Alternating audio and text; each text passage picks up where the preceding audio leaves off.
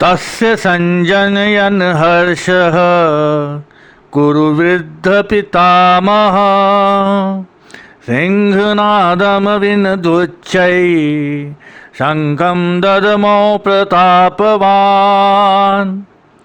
ततः शङ्खाश्च भैर्यश्च पड़वानकगोमुखाः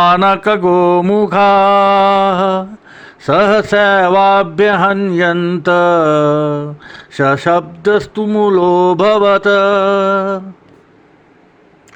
इस प्रकार द्रोणाचार्य से कहते हुए दुर्योधन के वचनों को सुनकर कौरवों में वृद्ध बड़े प्रतापी पितामह भीष्म ने उनके हृदय में हर्ष उत्पन्न करते हुए उच्च स्वर में सिंहनाद के समान गर्जकर शंख बजाया।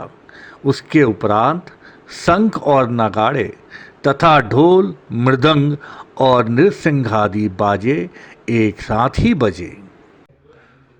ततः श्वेतैर्हरिरुक्ते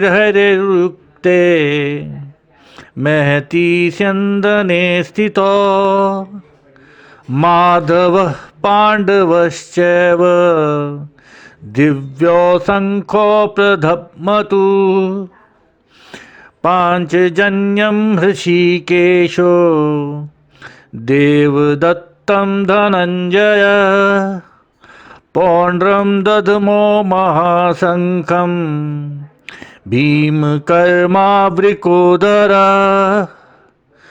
अनन्तविजयं राजाः कुन्तीपुत्रो युधिष्ठिर नकुलः सहदेवश्च सुघोषमणिपुष्पको।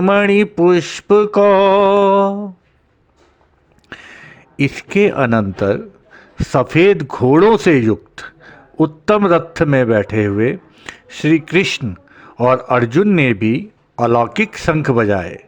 उसमें श्री कृष्ण ने पंचजन्य नामक शंख, अर्जुन ने देवदत्त नामक शंख बजाया।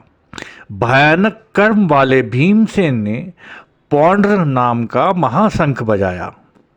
कुंती पुत्र राधा युधिष्ठिर ने अनंत विजय नामक और नकुल तथा सहदेव ने सुघोष और मणिपुष्पक नाम वाले शंख बजाए। प्रश्न उठता है, भीष्म के शंख बजाने के पश्चात क्या कृष्ण का शंखनाद प्रतिक्रिया थी, रिएक्शन था? नहीं, सिर्फ रिस्पॉन्स है, प्रति संवेदन है और शंखनाद से केवल प्रत्युत्तर है, युद्ध का नहीं, लड़ने का नहीं। शंखनाद से सिर्फ स्वीकृति है चुनौती की। वह चुनौती जो भी लाए, वह चुनौती जो भी दिखाए, वह चुनौती जहाँ भी ले जाए, उसकी स्वीकृति है। उस स्वीकृति को थोड़ा समझना उपयोगी है। जीवन प्रतिपल चुनौती है और जो उसे स्वीकार नहीं करता वह जीते जी ही मर जाता है। बहुत लोग जीते जी ही मर जाते हैं। बर्नार्ड शाह कहा करता था कि लोग मरते तो बहुत पहले हैं, दफनाए बहुत बाद में जाते हैं। मरने और दफनाने के मध्य कोई 40 साल का अक्सर फर्क हो जाता है। जिस क्षण से व्यक्ति जीवन की चुनौती स्वीकार बंद कर देता है उसी क्षण से मर जाता है। जीवन है प्रतिपल चुनौती की स्वीकृति। लेकिन चुनौती की स्वीकृति भी दो तरह से हो सकती है। चुनौती की स्वीकृति भी क्रोधजन्य हो सकती है और तब प्रतिक्रिया हो जाती है, रिएक्शन हो जाती है। और चुनौती की स्वीकृति भी प्रसन्नता, उत्फुल्लता से मदितापूर्ण हो सकती है और तब वह प्रति संवेदन हो जाती है। ध्यान देने योग्य है कि भीष्म ने जब शंख बजाया तो वचन है कि प्रसन्नता से, वीरों को प्रसन्न चित्त करते हुए आह्लाद फैल गया उनके शंखनाद से। उस शंखनाद से प्रसन्नता फैल गई। वह एक स्वीकार्य है। जीवन जो दिखा रहा है, अगर युद्ध भी है तो युद्ध का भी स्वीकार है। जीवन जहाँ ले जा रहा है, अगर युद्ध में भी तो इस युद्ध को भी स्वीकार है। निश्चित ही इसे प्रत्युत्तर मिलना चाहिए। और पीछे कृष्ण और पांडव अपने अपने शंखनाद करते हैं। यहाँ भी सोचने जैसी बात है कि पहला शंखनाद कौरवों की तरफ से होता है।